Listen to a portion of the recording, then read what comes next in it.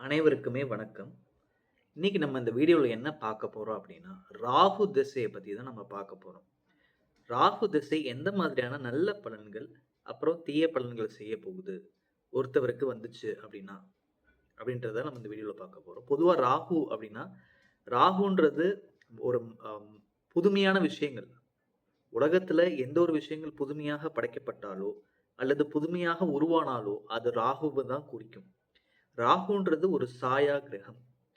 அதாவது இந்த அ ராசி கட்டத்தில பார்த்தீங்கன்னா, நெறைய நட்சத்திரங்கள் இருக்கு இல்லையா?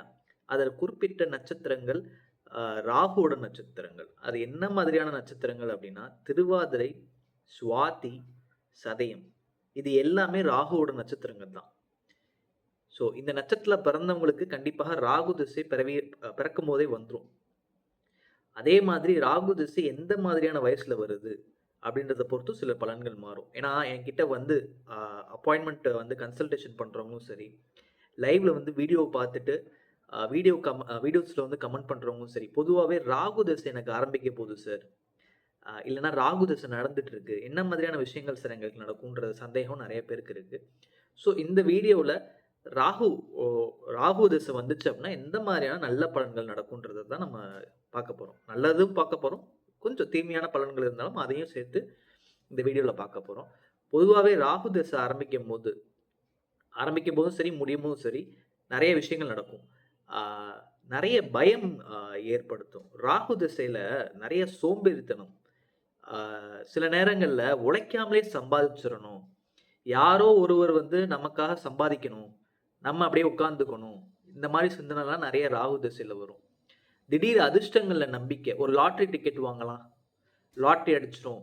நம்ம லாட்டரில இன்வெஸ்ட் பண்ணலாம்.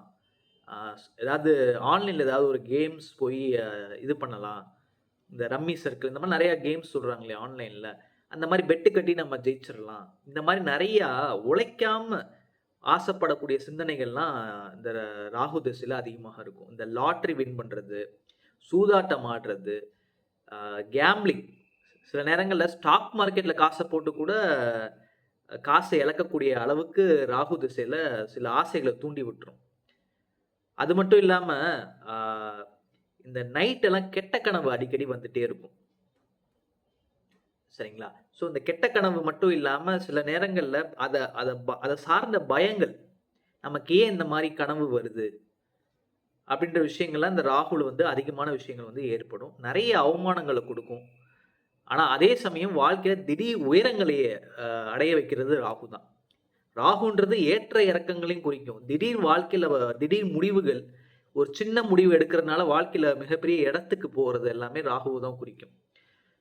அதனால இந்த மாரி விஷயங்கள் ராகு தசையில கண்டிப்பா நடக்கும். திடீர் முடிவுகளால திடீர் ஏற்றங்களும், திடீர் முடிவுகளாக திடீர் இறக்கங்களும் ஏற்படும். அது மட்டும் இல்லாம, ராகு தசால அ திடீர் வருமானம்,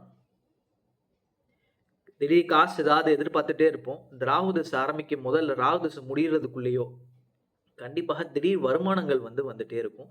யாரையாவது ஏமாத்தக்கூடிய சிந்தனைகள் ராகு திசையில அதிகமாக இருக்கும். ஏன்னா ராகுன்னா அ ஆசை, போகம், ஆ மாயம் இந்த மாரி விஷயங்கள்லாம் உங்களுக்கு நான் சொன்னேன். புதுமை. ஆசைய அதிகமாக ஏற்படுத்திட்டே இருக்கும். ஆனா, அதுக்கேத்த உழைப்ப வந்து குடுக்காது.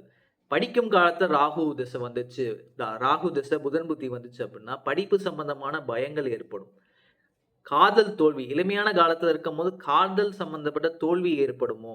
அந்த மாரி விஷயங்கள்லாம் இந்த ராகு திசையில பயத்த அதிகப்படுத்திட்டே இருக்கும். ஆ திடீர்னு ஏதாவது இந்த வேல பார்க்கக்கூடிய இடத்துல இருந்து விபத்துகள் ஏற்படுறது. இந்த மாரி விஷயங்கள்லாம் நடக்கக்கூடிய காலமாக இந்த காலம் உங்களுக்கு இருக்கும். அது மட்டும் இல்லாம, ஆ வேற என்னென்ன விஷயங்கள் நடக்கும்? நல்ல விஷயங்கள் என்ன நடக்கும் அப்டின்னா, ஆ